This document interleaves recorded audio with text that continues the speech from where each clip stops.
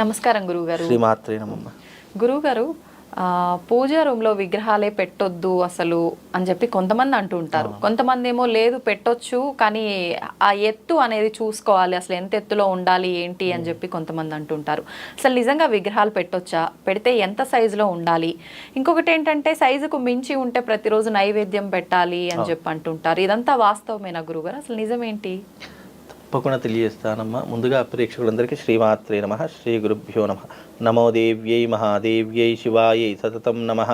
నమ ప్రకృత్యై భద్రాయై నిహతాం ప్రణతాస్మిత.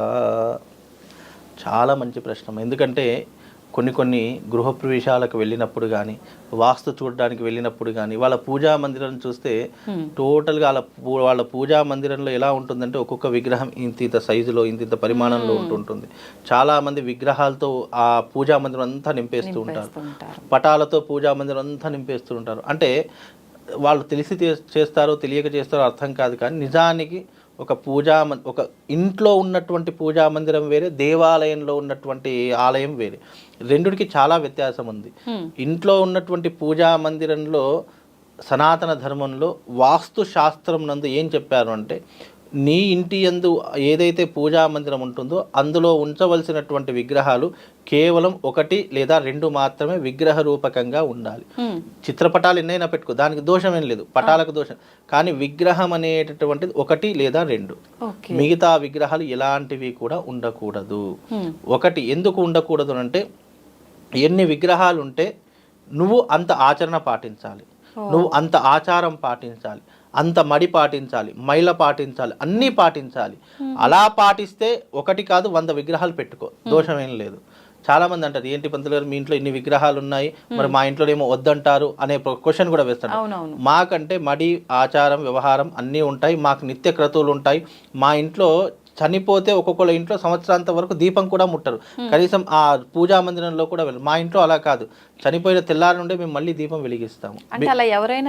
అంటే సామాన్యులు కూడా మినిమం 12 రోజుల సూతకం అనేటటువంటిది పాటించాలి.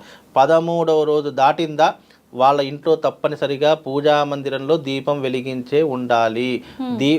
ఇంట్లో ఒక వ్యక్తి చనిపోయినంత మాత్రము చేత దేవుడి ఇల్లు చీకటి ఉందంటే ఇల్లు మొత్తం చీకటి అయినట్టే.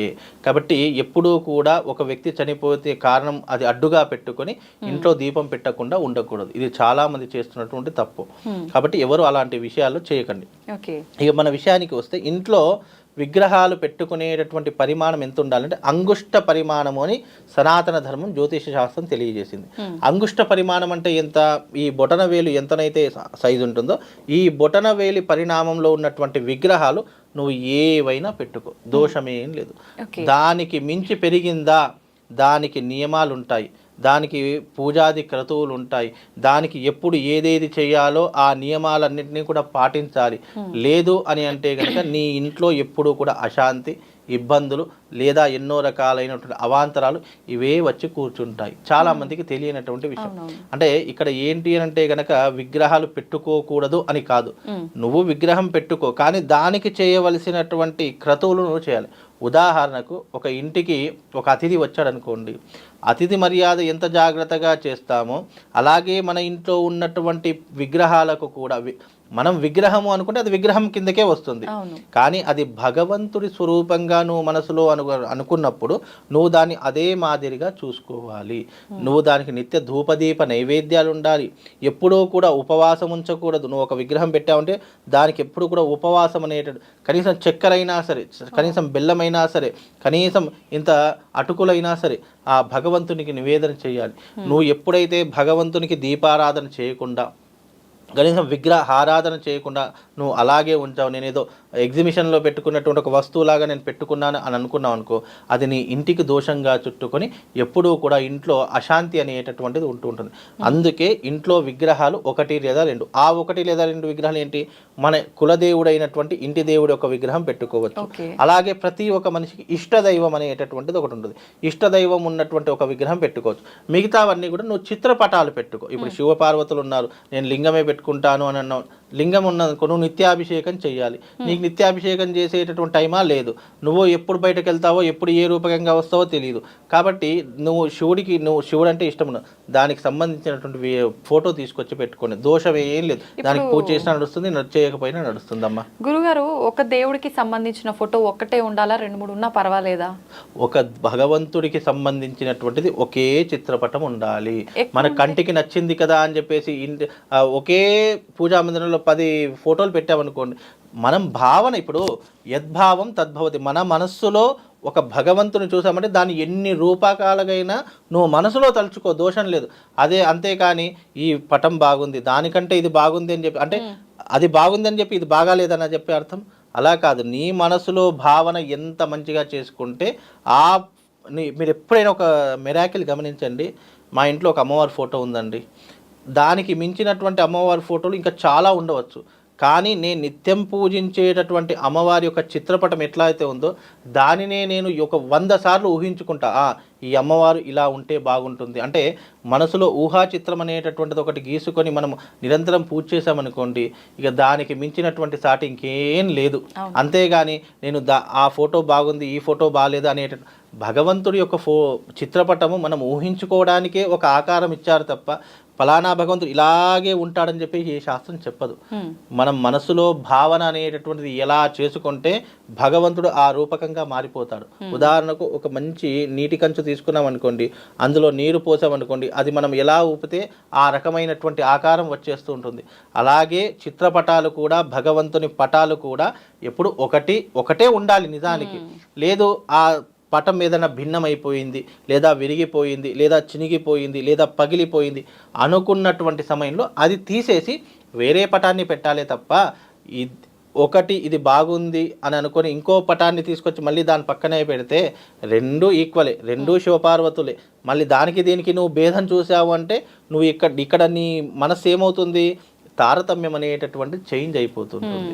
కనుక ఎప్పుడూ కూడా మనిషికి ఒకే రూపం ఉండాలి, అలాగే భగవంతునికి ఒకే రూపం ఉంటుంది. అది మనం చూసేటటువంటి విధానంలో ఆలోచించే విధానంలో మార్పులు ఉంటాయి తప్ప భగవంతుడు ఎప్పుడూ కూడా నిరాకారుడు, నిరంజనుడు, నిరామయుడైనటువంటి వాడే భగవంతుడు. కాబట్టి మనం చూసుకోవడానికి ఇప్పుడు శివుని ఎవరైనా చూసారు, ఎవరు చూడలేదు. కానీ మనం ఒక చిత్రపటాన్ని తీసుకొని ఒక ఆలయంలో భగవంతుని యొక్క స్వరూపంగా పూజిస్తున్నాము తప్ప ఆయన ఆకారం ఏంటో తెలియదు, ఆయనకు అసలు ఆకారం ఉందో లేదో తెలియదు.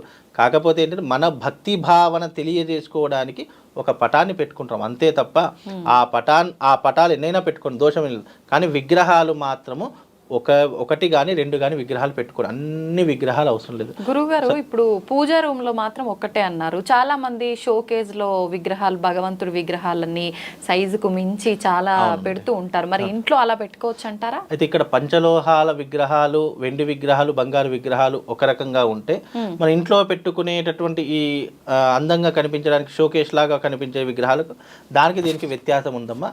అవి కేవలం అందంగా కనిపించడానికి పెట్టుకునే దానికి పూజలు ఉండవు. ప్లాస్టిక్ ఆఫ్ ప్యారిస్ పెట్టుకుంటారు, కొంతమంది చెక్కతో చేసినటువంటి పెట్టుకుంటారు, ఎన్నో రకాలైన మట్టివి పెట్టుకుంటూ ఉంటారు. దానికి పూజాది క్రతువులు చేయాలని రూల్ లేదు.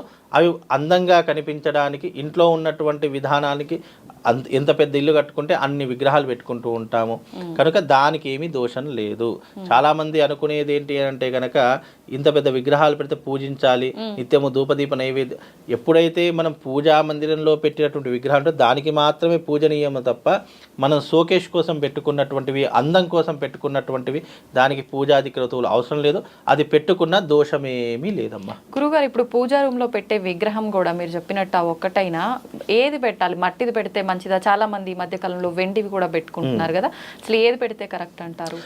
నిజానికి సనాతన ధర్మంలో పంచలోహము అని చెప్పడం జరిగింది. కొంతమంది డబ్బు ఉన్నటువంటి వారు ఏం చేస్తారు అంటే విగ్రహం, మన దగ్గర డబ్బులు ఉన్నాయి కదా, వెండి విగ్రహాలు. నువ్వు ఈ వెండితో పెట్టుకున్నా, బంగారంతో పెట్టుకున్నా, వజ్ర వైఢూర్యాలతో పెట్టుకున్నా నువ్వు దానికి సరైనటువంటి క్రతువులు ఆచరిస్తున్నావా లేదా అనే దాన్ని బట్టే నీ శక్తి పెరుగుతుంది తప్ప అంతేగాని నువ్వు వెండిది పెట్టుకున్నావా, మట్టిది పెట్టుకున్నావా లేదా బంగారంతో పెట్టుకున్నావా ఇలాంటివి భగవంతుడు ఎప్పుడు చూడడు. చూసేది మనం మాత్రమే. చాలామంది అంటే వచ్చేటటువంటి వాళ్ళు బంధువులకు కానీ బంధుమిత్రులు కానీ అరే వీళ్ళ ఇంట్లో బంగారు విగ్రహాలు ఉన్నాయని చెప్పి చెప్పుకోవడానికే తప్ప, గొప్పలు చెప్పుకోవడానికే తప్ప దానివల్ల ప్రయోజనమే రాదు. అంటే గొప్పలు చెప్పుకోవడానికే తప్ప దానివల్ల ఏం ప్రయోజనం వస్తుంది? బంగారం పెట్టుకున్నావు, నువ్వు బంగారం విగ్రహం పెట్టుకొని కనీసం దానికి ధూపదీప నైవేద్యాలను ఇస్తున్నావా? అయ్యో బంగారం పాడైపోతుంది, నల్లగా అయిపోతుంది అని చెప్పేసి నువ్వు భయంతో అది ఏదో పెట్టుకున్నావు తప్ప దానికి పూజాది క్రతువులు మాత్రం చేయడం లేదు. కనుక పూజాది క్రతువులు ఆచరిస్తేనే మీరు విగ్రహాలు పెట్టుకోండి, లేదు అని అంటే కనుక ఏమి విగ్రహాలు పెట్టుకోకండి. అదమ్మా. చక్కగా తెలియజేశారు గురుగారు. నమస్కారం. శ్రీమాత్రే.